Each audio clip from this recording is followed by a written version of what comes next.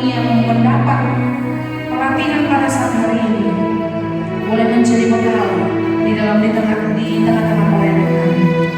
Sebelumnya kami akan menyembah Tuhan. Terima kasih di dalam nama Tuhan Yesus. Kami sudah berdoa dan mengucap syukur. Haleluya. Amin. Kita tetap tundukkan hati kita di hadapan Tuhan. Kita mohon pujian kita di hadapan-Nya. Terima kasih Tuhan untuk kasih setia. Haleluya Tuhan. Haleluya.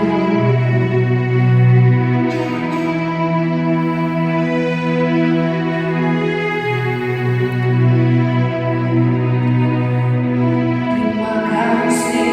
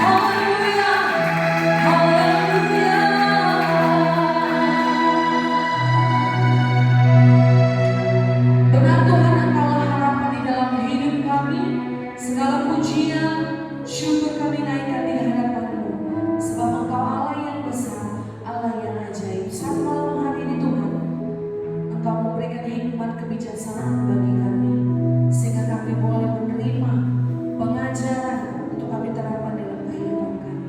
Bila Tuhan kami boleh menjadi alat-Mu, menjadi partner-Mu Tuhan, untuk dapat menjangkau jiwa-jiwa yang rindu, haus dan lapar akan kebenaran firman-Mu.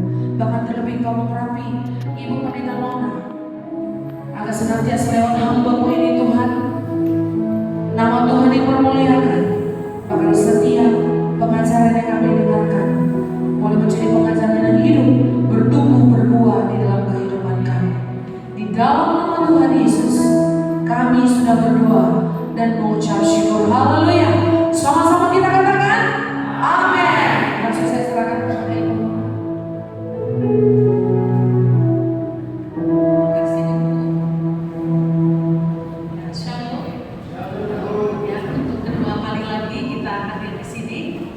Ada yang baru malam ini? Masih yang minggu lalu ya? Tidak ada ya?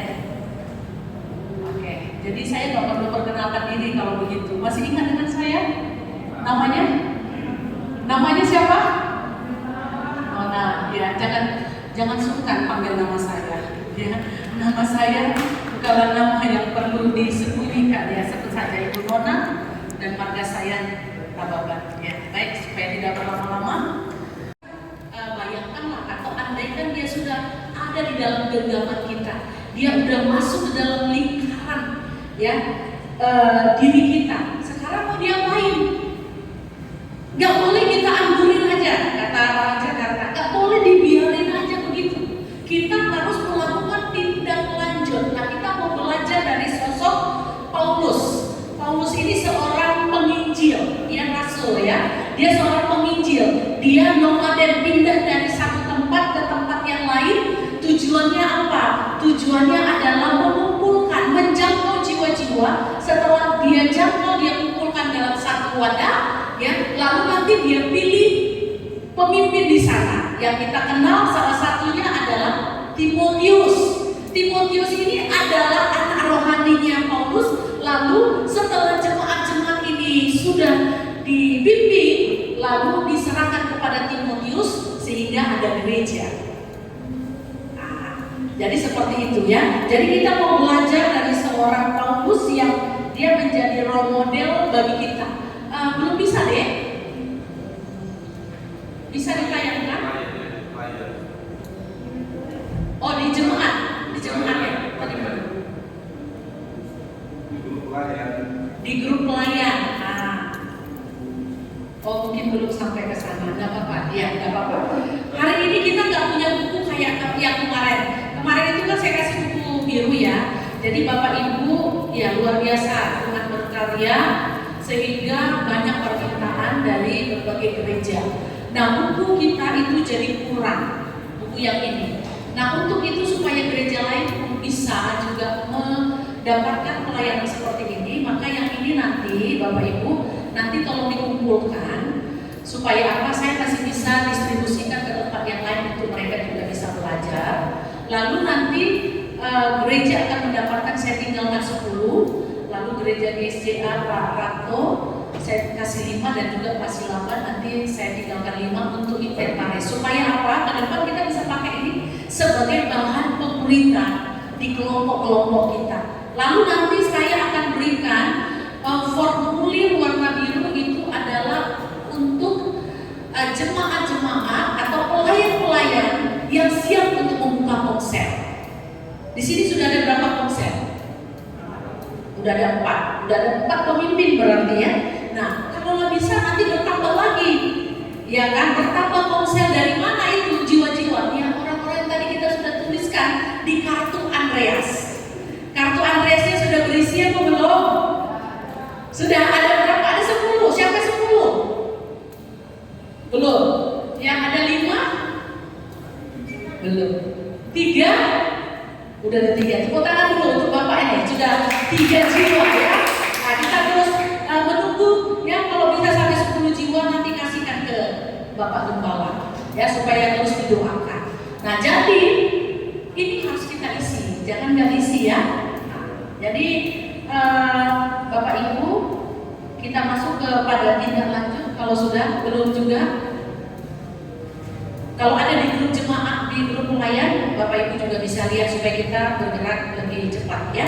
Nah, hari ini kita belajar pada kursus kehidupan dan kesaksian Kristen, pelajaran ketiga yaitu tindak lanjut. Kita mau belajar dari Rasul Paulus yang kita anggap sebagai pelopor kita atau role model kita ya, role model kita karena apa, dia punya strategi efektif pada masanya dan masih berhasil hingga saat ini. Apa itu? Nah, ada 5 hal ya, 5 hal yang bisa kita pelajari dari seorang Paulus. Boleh kita buka 1 Tesalonika pasalnya yang kedua. 1 Tesalonika pasalnya yang kedua, ayatnya yang ke-6 sampai 8. Sudah ketemu? Oke, mari kita baca dengan keras bersama-sama. 1, 2, 3 ya.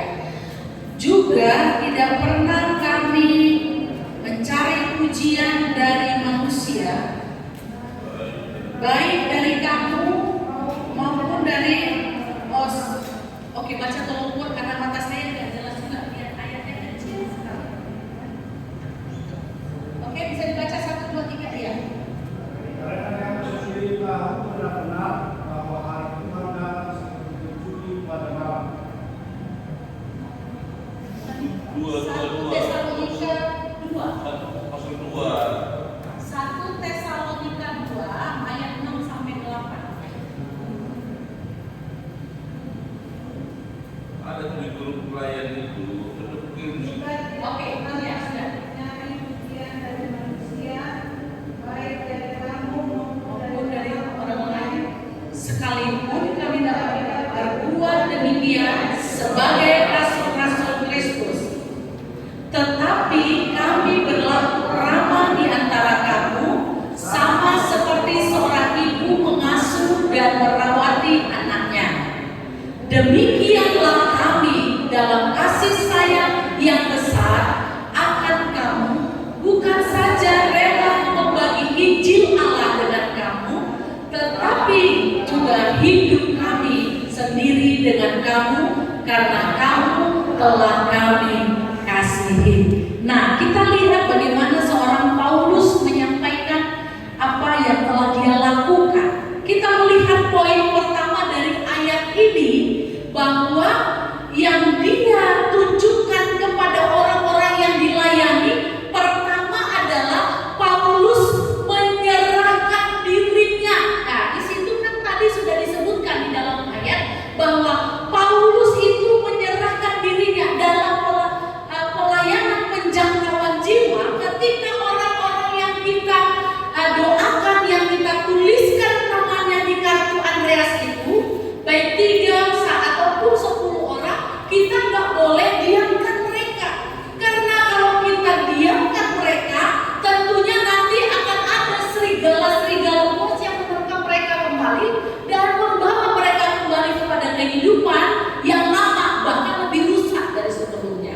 Itu sebabnya penting bagi kita seorang penjangkau jiwa, seorang Andreas. Kemarin kan saya bilang ya, kita mulai dengan cap atau label yang kita pakaikan di dalam diri kita yang baru, yaitu saya Andreas atau aku Andreas. Anggaplah kita semua Andreas masa kini yang rindu selalu melihat ada jiwa-jiwa yang dibawa untuk berkenalan dengan Tuhan, diselamatkan. Nah, bagaimana caranya? Yang pertama, jadilah seperti Paulus, dia menyerahkan dirinya. Nah, hari ini kita nggak bisa ya hidup bagi diri kita sendiri. Ya udahlah, udah mau kasih tahu sama dia tentang siapa juru selamat itu. Ya udah, selanjutnya terserah Allah gitu ya. Terserah Anda. Aku punya tugas yang banyak. Apalagi yang masih kuliah, mungkin mikirkan ya, aduh aku tugas-tugas di kampus aja banyak. Aduh, skripsiku ini sudah jatuh tempo, bentar lagi ini. Kalau enggak, aku nggak bisa lulus, nggak bisa wisuda. Mungkin yang ibu-ibu dengan banyak tanggung jawab, bapak-bapak juga begitu. Ah udahlah, biarlah itu tugasnya utama. Nggak bisa begitu. Jadi setelah kita temukan nama-nama itu, kita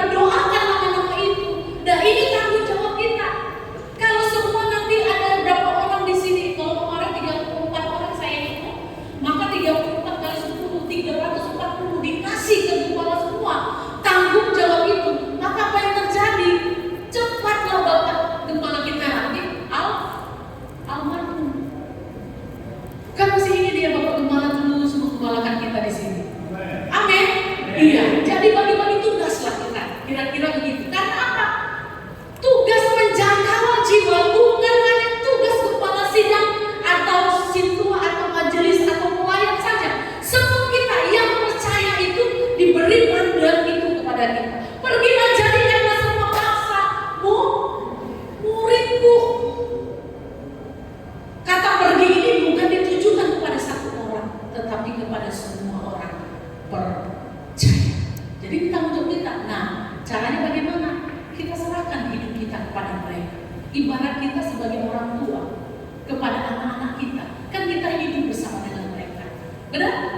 Apa pernah kita menemukan begitu kita lahirkan anak kita, lalu kita taruh dia di rumah, lalu kita berpetualang kemana-mana? Kan enggak kan? Atau kita di rumah, anak kita yang baru kita lahirkan, kita buang keluar sana. Kan enggak? Tentunya kita kasih seluruh jiwa raga kita ini untuk membesarkan dia, merawat dia. Itu arti dari menyerahkan diri. Lalu yang kedua apa?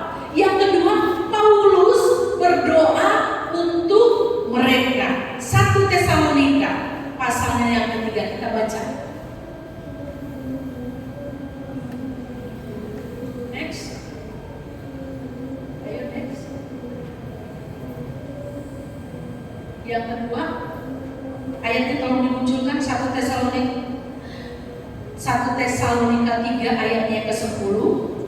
Siang malam kami berdoa sungguh-sungguh supaya kita bertemu muka dengan muka dan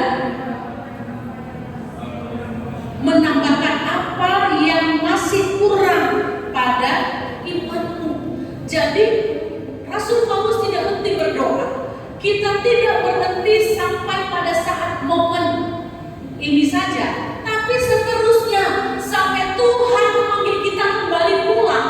Kita nggak boleh berhenti dengan jiwa-jiwa yang dipercayakan Tuhan kepada kita.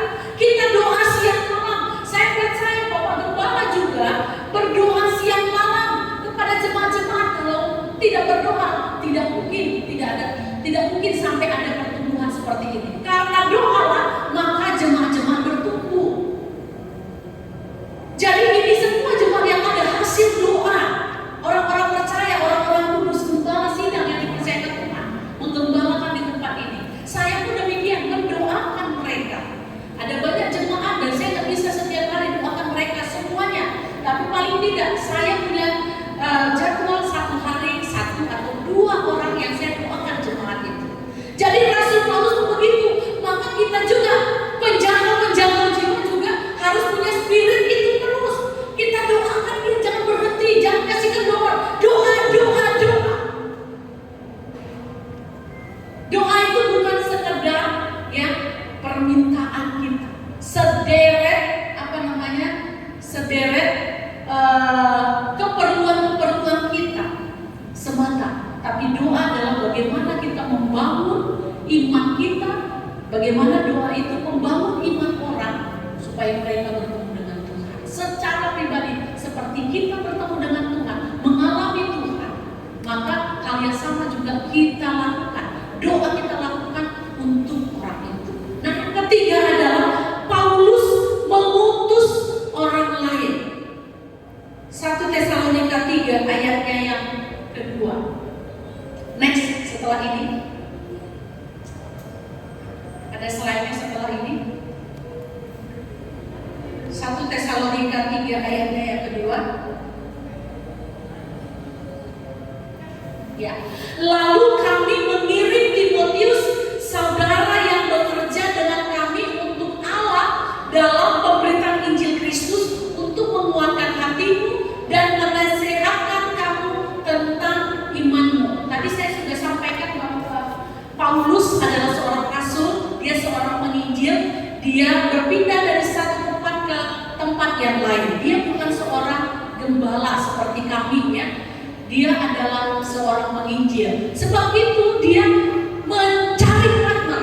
Nah, nanti kita kan sudah punya katakanlah 10 jiwa atau 3 jiwa. Nah, dari 3 jiwa ini kita layani dia. Tentu kita kan lihat siapa nih yang progres kerohaniannya, pertumbuhan imannya, karakternya sudah mulai naik tingkat. Nah, jadikan dia partner kita, karena kalau kita sendiri juga capek. Kalau seandainya kita sendiri, bagaimana ketika kita ada halangan? Bagaimana ketika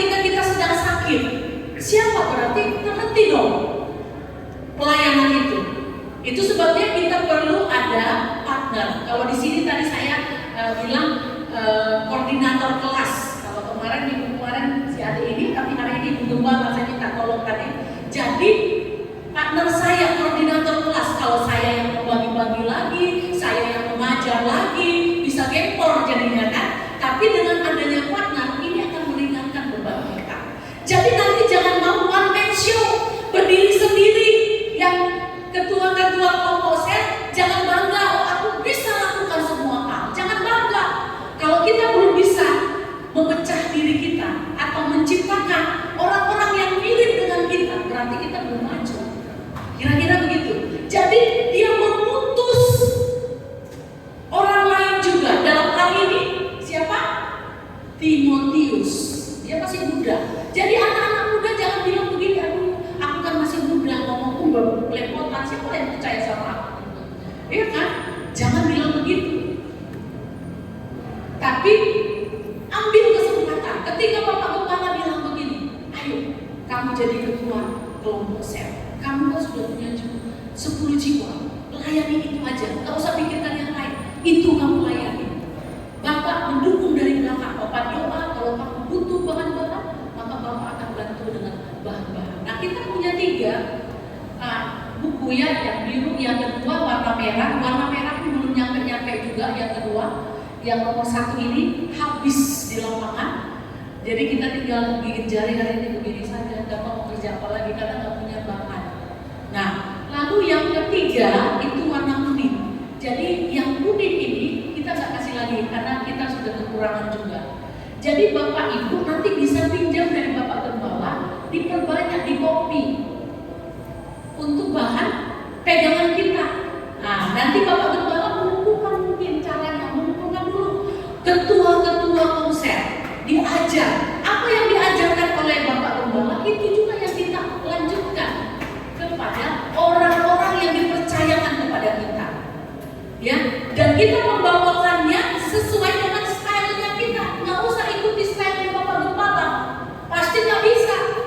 Gaya kita yang kita ikuti. Kita enaknya kayak mana? Kayak gitulah kita ngajar. Nah, kalau saya ikuti Bapak Biarin mau, ya tentu saya kerepotan juga. Nah, saya pakai gaya saya sendiri dalam mengajar Bapak Ibu sekalian. Jadi kira-kira seperti itu. Jadi kita harus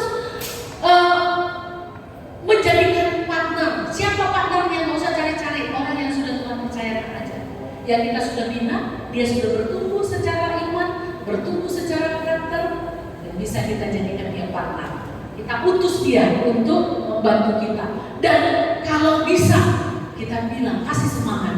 Seperti saya, aku ingin juga kamu pergi ke sana, jangka orang itu ya. Kau kumpulkan juga seperti yang kumpulkan dulu 10 orang, termasuk kamu kan. Nah, kamu lakukanlah sama seperti yang saya lakukan. Di luar sana ada banyak lagi jiwa-jiwa. Jangkau, kumpulkan, muridkan mereka, ajar mereka. Di antara mereka kamu lihat siapa yang potensial, maka jadikan dia seperti dirimu. Kira-kira sampai di sini paham? Paham, puji Tuhan. Masuk kita ke yang keempat. Yang keempat adalah Paulus menuliskan surat. Ini adalah cara dia untuk terhubung dengan orang-orang yang dilayani. Jadi setelah dia layani, tidak dia biarkan, gak hanya dia doakan, tapi sesekali dia berkabar. Kalau dia sudah pergi ke luar kota, ya kan, luar negara, lalu dia menuliskan surat kepada jemaat-jemaat, ya. Jadi Rasul Paulus itu kalau kita baca tulisan-tulisan Rasul Paulus, maka nanti kita akan menemukan kepada jemaat di mana? Di Efesus misalnya. Jadi dia menuliskan surat dan isinya ada di situ yang kita baca di kitab-kitab yang dituliskan oleh Rasul Paulus. Nah, jadi dia menuliskan surat. Nah, sekarang kita juga seperti itu.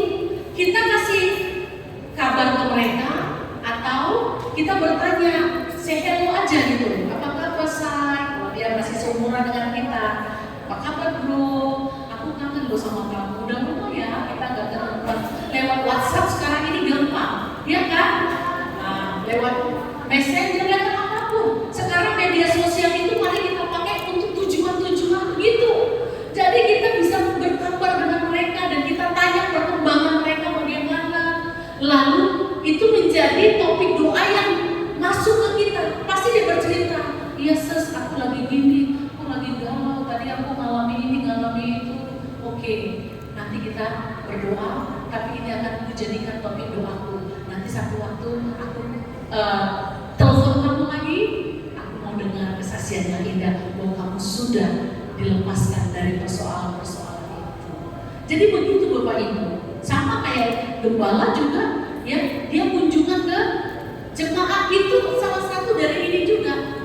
Ya, bagian dari kita memberikan perhatian kepada mereka. Kalau sekarang kan gampang. Ya, tadi lewat WhatsApp, tapi mungkin Bapak Ibu nggak punya waktu yang banyak untuk itu. Gunakan aja media sosial yang ada hari-hari ini. Telepon kan nggak berbayar ya, apalagi pakai paket sekarang kan nggak bayar. Nah, sekalian udah include di dalam semuanya. Jadi pakailah media sosial untuk melayani mereka. Lalu selanjutnya adalah Paulus kembali. Nah, dia kembali ya memuridkan dan memastikan pertumbuhan mereka. Dia nggak hanya doakan mereka, ya kan? Dia nggak hanya mempercayakan kepada Timotius. Dia nggak hanya tanya kabar dari jauh dengan menulis surat, tapi dia memastikan. Nah, Rasul Paulus ini kan membuat tenda ya. Nah, kalau sekarang ibaratnya begini, ya kita korban-korban dikit lah, gitu ya. Ada berkat. Nah, kita ketemulah, gitu ya. Kopi darat dengan dia. Saya ketemuan yuk di kafe ini atau di mana, di tempat bakso pun boleh, nggak mesti dia harus di kafe lah, ya kan? Kalau di kafe nanti boncos, ya. Tapi mungkin ketemu di mana, yuk kita ketemuan yuk, gitu. Nah, keluarlah satu mangkok bakso kan, kita korban. Nah, kalau kita udah mau melayani, kita berani bayar harga. Kita korban dikit. Nah, kayak Rasul Paulus juga, dia korban, dia sisihkan uang yang dia dapatkan dari buat tenda itu. Selain dia hidupi rekan-rekan sepelayanannya, dia juga itu menyisihkan beberapa berkat supaya apa? Supaya santai, ya kan? Satu waktu dia ketemu dengan orang itu lagi yang dilayani. Makanya dia kan pernah ketemu ya ke tempat dia sebelumnya melayani, lalu dia ketemu, dia dengar cerita tentang mereka, lalu dia saksikan juga secara langsung bagaimana pertumbuhan orang-orang tersebut. Termasuk salah satunya Onesiphorus, ya, Onesiphorus ya, Phorus atau Verus, ya, itu adalah anak yang nakal, termasuk binaan yang nakal. Tapi satu hari dia memastikan, lewat doa dia percaya Tuhan mengubahkan menjamah hatinya. Dia berubah jadi orang yang sangat militan, ikut dalam penginjilan dengan beberapa hamba Tuhan. Nah, tapi dia pastikan gitu. Dia pastikan bahwa memang ini layak untuk dipercayai. Nah, begitu juga untuk memastikan itu kita kadang-kadang perlu tatap muka, Bapak Ibu. Bapak udah ketemu Tina ya? Nah, sekarang gak usah dulu lah tatap muka. Boleh tatap muka misalnya untuk mengajak dia, ya, lain acara kita nanti bulan 6 ini ya, tanggal 25-26. Nah, gitu-gitu aja dulu ya. Gak usah terlalu semangat kita sampai dalam kali. Ada tanggal 25-26 ini, apalagi kalau dia paling susah kita sampaikan tentang hal-hal seperti ini. Gak usah dulu kita sampaikan terlalu dalam. Bilang aja, ada acara kita nanti tanggal 25-26. Wih, keren kali. Saya aja kemarin ketemu sama mereka ada orang kulit hitam, ada dari Jepang, ada dari negara mana saya nggak tahu tuh, ya Amerika lah pokoknya. Datang aja udah merinding saya dengar. Dan dia menceritakan luar biasa, nanti kita akan melihat ujian-ujian yang menakjubkan di sana. Kita bukan melihat manusia, tetapi kita mau belajar dari apa yang mereka lakukan. Dan saya percaya Tuhan bekerja pada saat itu nanti ada banyak orang bertobat. Nah, jadi Bapak, 3 hal ini dari 3 orang ini sampaikan aja acara itu. Biasanya orang kan lebih suka dulu dengan hal-hal yang umum. Kalau terlalu menjurus, kadang-kadang Jadi mulai dulu dengan hal-hal yang umum. Amin. Nah, nanti ibu nanti bilang ini ada acara nanti kita datang ya. Nah, tapi jangan yang udah gini, udah lahir baru, udah melayani. Bukan itu lagi yang menjadi target kita ya. Tentu target kita orang-orang di luar sana yang belum mengenal Kristus, yang gerejanya hanya KTP munculnya awal dan akhir. Nah, yang itu yang harus kita jangkau. Amin ya. Keluarga kita, suami kita, istri kita, anak-anak kita, itu jangan sampai luput.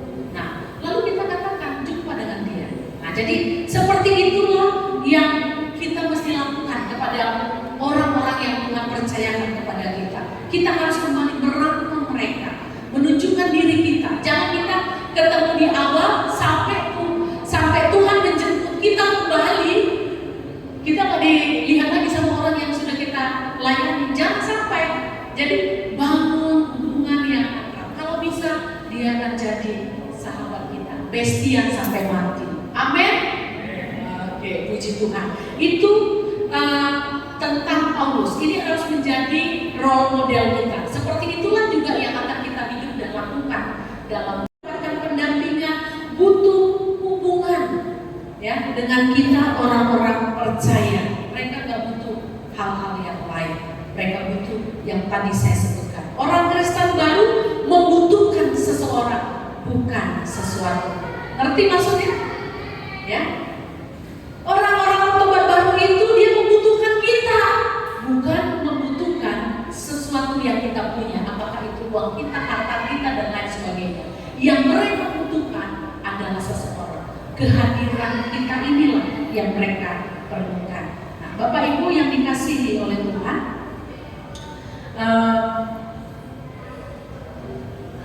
kita bisa pakai buku yang tadi untuk pelatihan kepada orang-orang yang kita akan layani. Kita menghafal ayat-ayat yang tertuang di buku ini, di traktat ini. Di sini pun kalau Bapak Ibu lihat sebenarnya halaman belakang, karena ini nanti akan dikembalikan, Bapak Ibu bisa foto aja ya dari buku ini. Di bagian halaman terakhir, mungkin sekitar 2 lembar dari halaman terakhir, itu ada ayat-ayat. Bapak Ibu bisa fotokan, nanti di rumah Bapak Ibu bisa hafal. Ya, ada penelitian yang dilakukan mengatakan bahwa sesuatu supaya dia memiliki kekuatan ingatan yang cukup panjang, maka kita akan memperkatakan itu berulang-ulang sebanyak misalnya 1 hari 5 kali dalam waktu 30 hari. Misalnya ya, ayatnya yang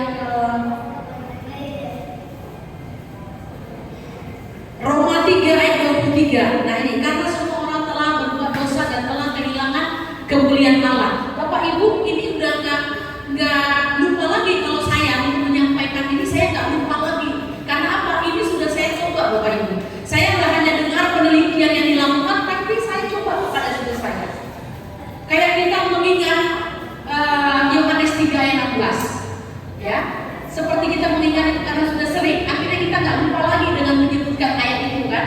Nah, jadi ayat-ayat yang lain pun kita coba lakukan. 1 hari 5 kali, mau tidur, sebelum tidur kita katakan lagi, mau mandi pun, mau masak, mau apa, beraktivitas, kita ucapkan itu sebanyak 5 kali. Kita hafalkan sehari 5 kali dalam waktu sebanyak 30 hari ya. Dalam waktu 30 hari, 1 hari 5 kali, maka ayat itu nggak pernah hilang dari sini kita.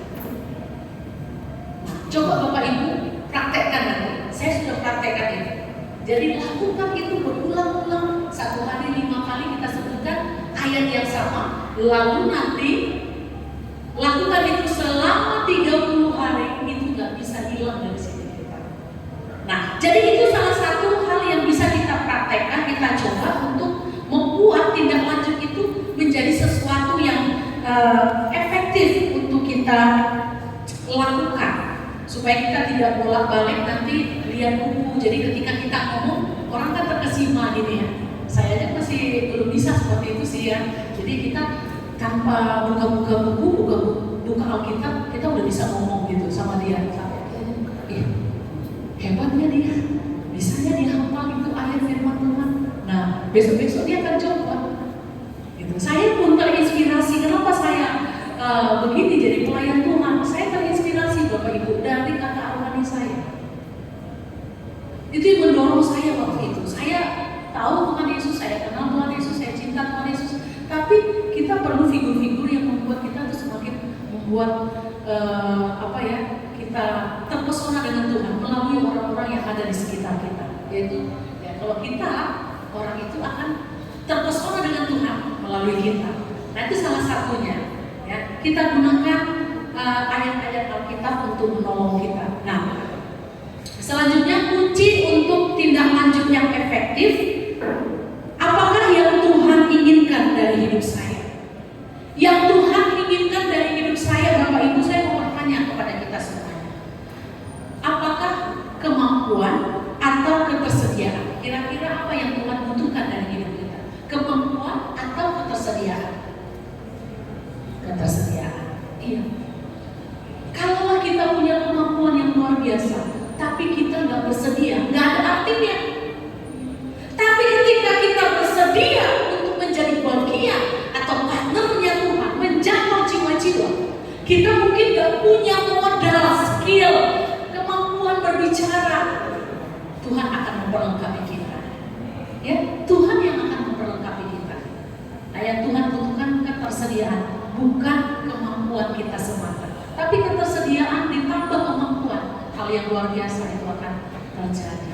Jiwa-jiwa akan berdatangan melalui hidup kita.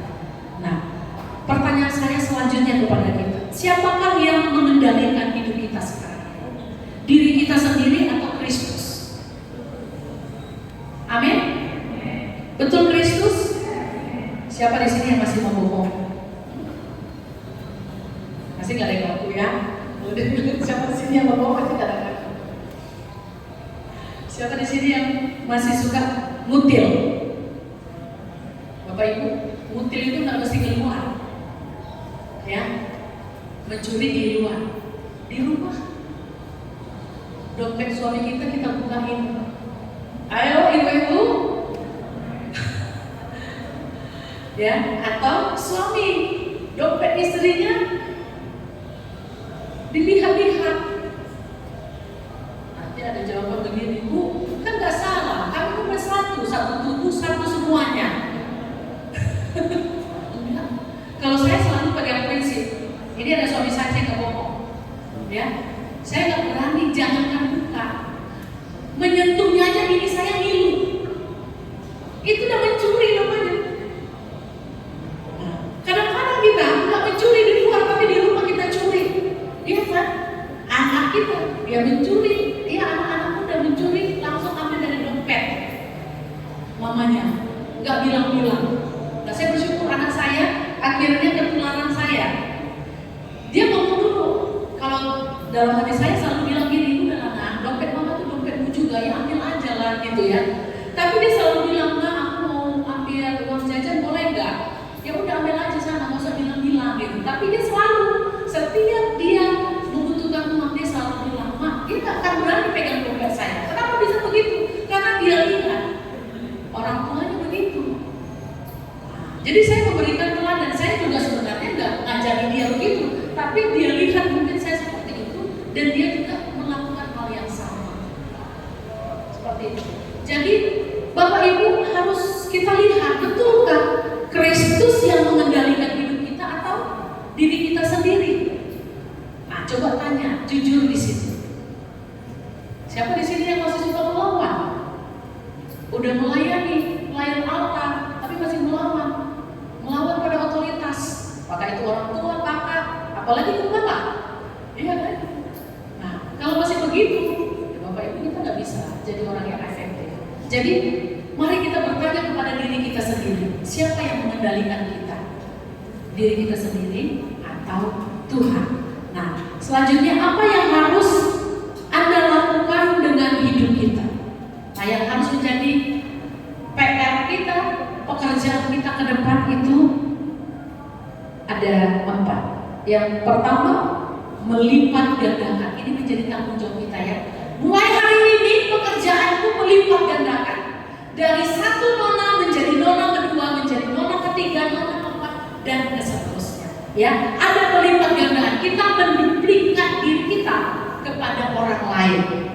Ya, pelipat ganda. Ini menjadi tugas kita. Setelah ini terakhir Bapak Ibu ya. Setelah ini tugas saya adalah yang utama, saya bertugas untuk melipat gandakan hidupmu. Ada nona kedua, nona ketiga, dan seterusnya. Lalu yang kedua, persembahkan waktu dan hidup Anda untuk orang lain. Saya rasa masih mirip dengan penjelasan saya yang tadi ya. Bahwa kita menyerahkan diri seperti Paulus, menyerahkan diri kita, persembahkan diri kita kepada orang lain. Lalu mulai dari satu. Nanti saya akan jelaskan itu. Lalu ya, bekerja sama. Kita nggak bisa kerja sendiri-sendiri. Kita perlu orang-orang untuk bergandengan tangan kepada kita. Ya, mari lihat selanjutnya. Lalu selanjutnya. Oke. Ada seorang penginjil yang bernama Edward Kimball. Dia seorang penginjil. Lalu dari satu orang ini, Kimball ini, akhirnya dia melahirkan seorang penginjil lain, yaitu Dwight L. Moody, atau yang biasa kita dengar D.L. Moody.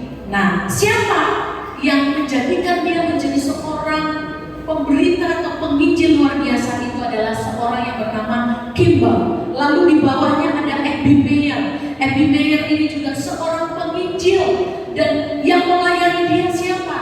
Moody. Nah, lalu lanjut ke bawah, J.W. Chapman. Siapa yang melayani dia sampai akhirnya dia menjadi seorang penginjil, petobat-petobat yang dibawa dipersembahkan kepada Tuhan, yaitu Abby Meyer. Lalu turun ke bawah ada Billy Sunday. Lalu dari Billy Sunday dia layani Mordecai Ham. Lalu dari Mordecai Ham dia layani Billy Graham. Ini sudah almarhum ya, pada usia 100 tahun lebih. Nah, setelah dia ada seorang anaknya yang namanya Franklin Graham.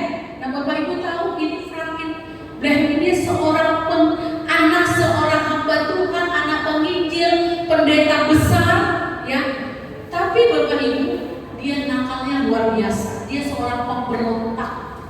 Orang tuanya Billy Graham itu sampai sedih, dia berlutut di hadapan Tuhan untuk keselamatan anaknya. Tuhan, aku menginjili dan membawa orang percaya kepada Yesus dan mereka percaya Yesus diselamatkan. Tapi betapa hancurnya hatiku, anakku menuju kepada neraka. Dan aku tidak inginkan itu. Selamatkan dia.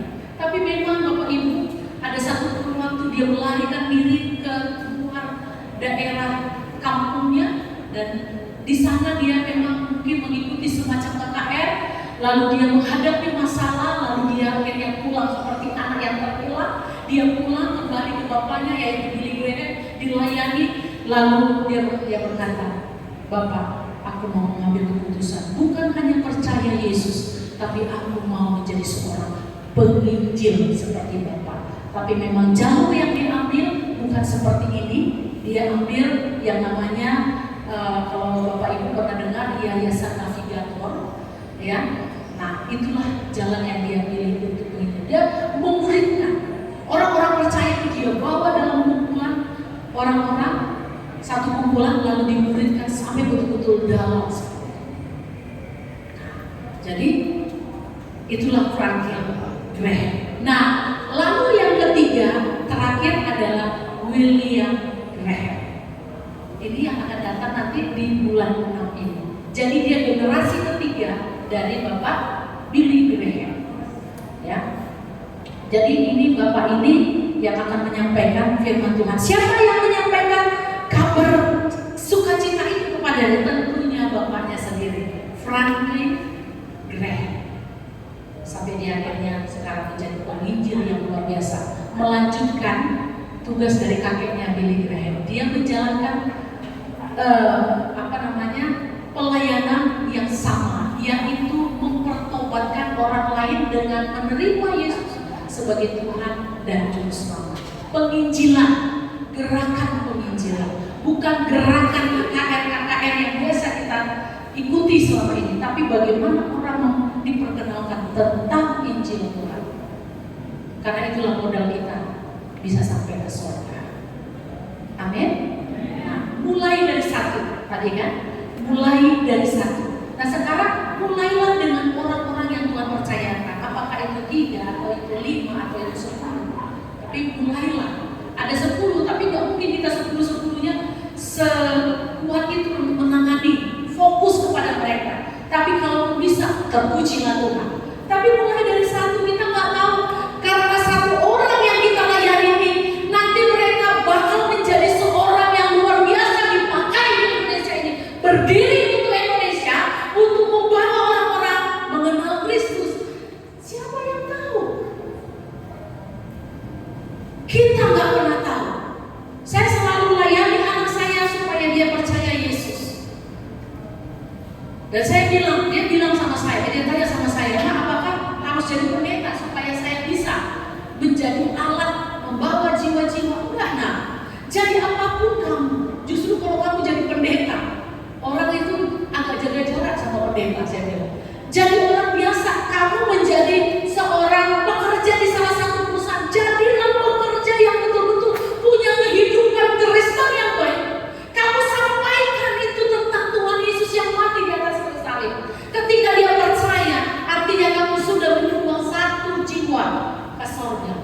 Tuhan bilang apa dalam firman-Nya, 1 jiwa bertobat, maka beribu-ribu malaikat bersukacita di sana.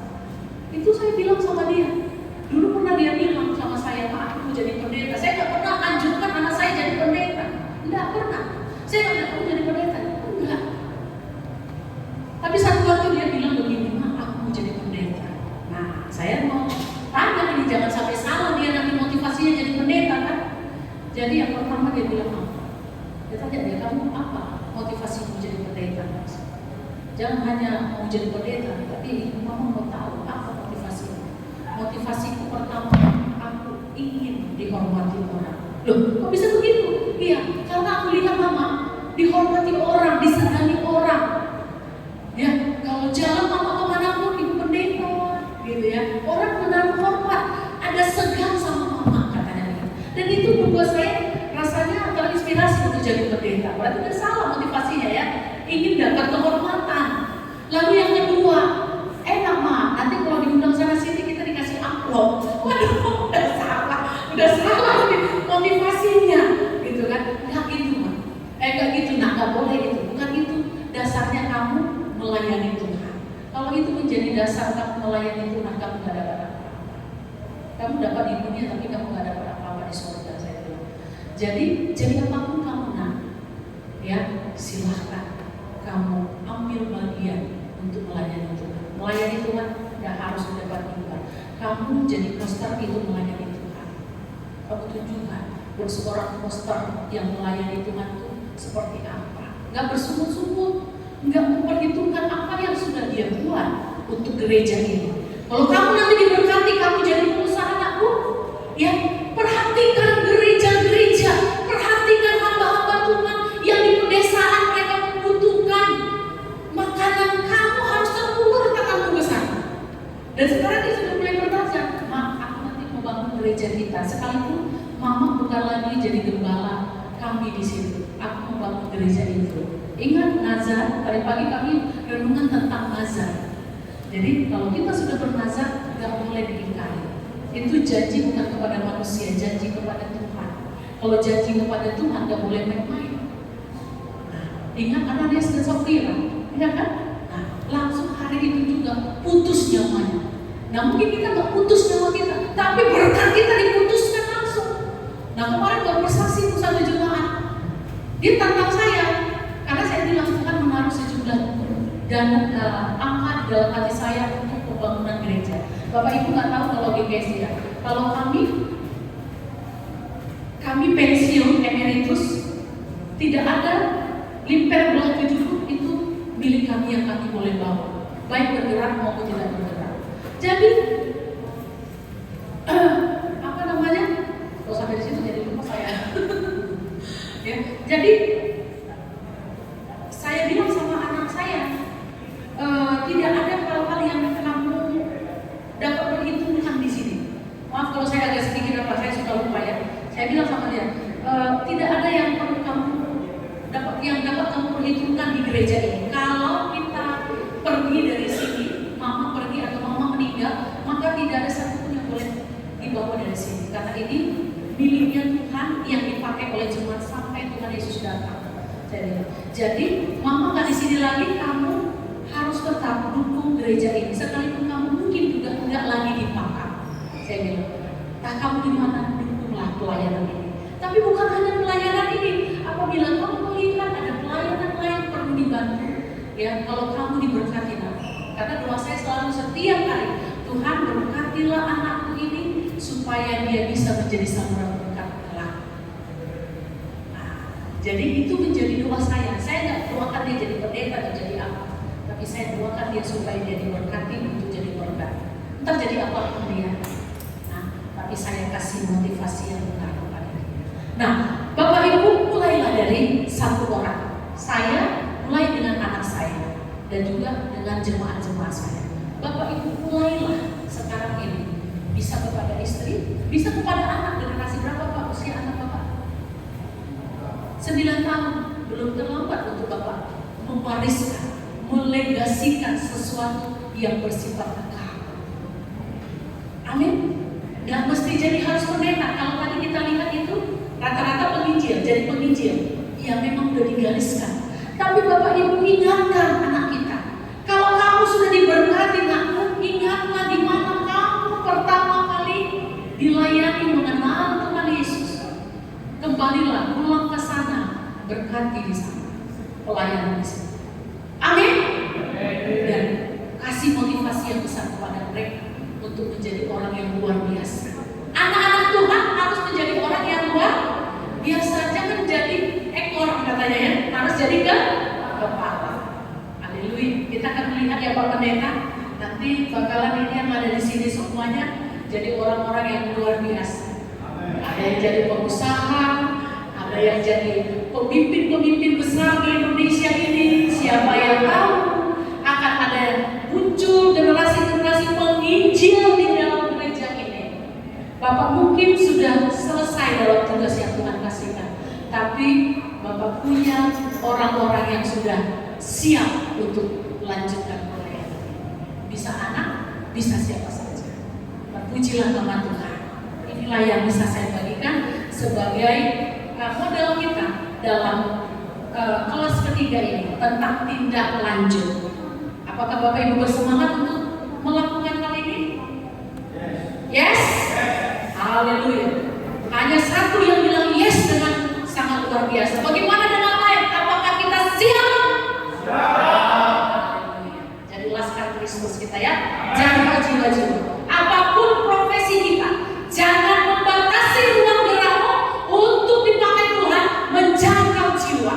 Andreas bisa, saya pun bisa. Ya, amin. Ya, Andreas bisa, Paulus bisa, saya pun bisa. Jangan bilang saya masih muda, jangan bilang saya nggak bisa. Saya walaupun muda, Tuhan pakai saya. Saya walaupun terbatas, Tuhan pakai saya.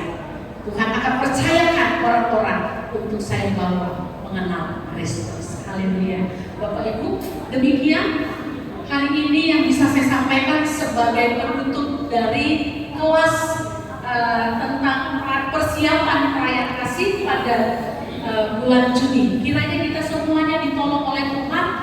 Persiapan-persiapan selanjutnya tentu nanti saya akan komunikasi dengan Bapak Gembala terkait mungkin transportasi. Lalu ada pengumuman kemarin disampaikan karena nanti pasti dibutuhkan tenaga-tenaga untuk menginput dan menyurati dalam bentuk email kepada gereja-gereja, kepada gembala, ada yang menelpon dan dibutuhkan tenaga-tenaga komputer atau IT.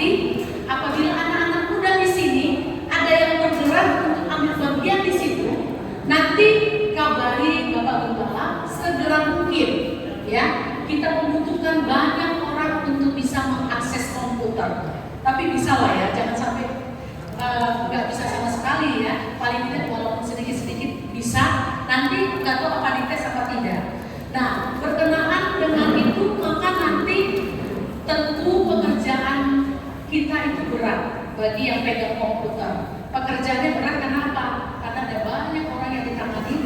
Hari pertama saja nanti itu harus dirilis langsung. Malam itu juga semua harus dikirim sampai ke gereja-gereja surat tentang pertobat-pertobat baru yang harus ditindaklanjuti pendeta. Jadi nanti Pak Pendeta yang harus standby dengan teleponnya, karena kalau tidak standby maka mereka akan eksekusi langsung gereja lain. Siapa yang menampung jiwa ini? Karena mereka nggak boleh dibiarkan. Ada yang kita dengarkan dalam tindak lanjut. Jadi nggak boleh dibiarkan. Mereka harus segera ditindaklanjuti oleh gereja di mana lokasi terdekat mereka. Jadi pendeta-pendeta harus siap dengan teleponnya. Jadi ketika ditelepon maka jemput bola. Di mana lokasinya? Langsung datangi, rangkul. Kira-kira seperti itu. Nah itu dibutuhkan tenaga itu. Nah kerjanya bisa sampai lembur larut malam. Nah mungkin nanti KKR bisa selesai jam 7. Tapi mereka kerja mungkin bisa sampai jam 1 pagi. Saya juga nggak tahu. Tapi dibilang sampai lembur. Adakah gaji yang akan diberikan? Tidak ada info tentang itu. Hanya dia sampaikan bahwa akan ada servis yang betul-betul intens diberikan kepada mereka yang bekerja sampai larut malam.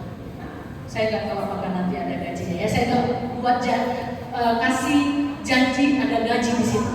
Tapi kalau kita mau terbuka kayak anak muda, kalau yang tua katanya kalau bisa nggak usah. Kasihan nanti kalau mereka harus lembur. Jadi anak-anak muda yang masih fresh bisa komputer, kalau memang bersedia nanti kabarkan kepada Bapak Gembala. Nanti kalian pun di sana keuntungannya bertemu dengan banyak teman, ya berkenalan. Mana tahu di situ ketemu jodohnya? Ya kita nggak tahu ya kan? Karena ketemu banyak anak-anak muda dalam momen itu. 2 hari bekerja. Nah mungkin tempat tinggal juga akan disiapkan. Mana tahu ada bule yang kecantol juga sama kalian juga nggak tahu kita kan. Nah, kalau kecantol sama bule ya Bapak Gembala kita yang mungkin nanti dibawa pula ke Amerika.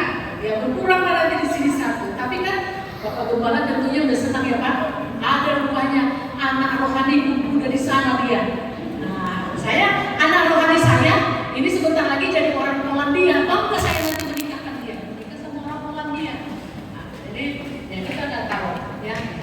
Tapi ini tawaran dari BGIE untuk anak-anak muda yang mau melayani dalam bidang komputer pada saat itu dilakukan 25 dan 26. Itu saja informasi sedikit tentang hal ini. Lalu tadi di formulir biru nanti minta tolong diisi segera kepada, tadi sudah ada di sini 4 ponsel.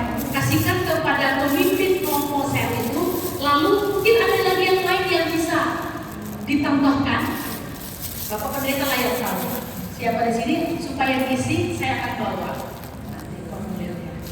Jadi registrasi juga yang putih seperti biasa kita kumpulkan nanti diisi, dikumpulkan buat itu kelas 3. Ya, jangan buat kelas 1, kelas 2, tapi kelas 3 di Sampai di sini ada yang bertanya?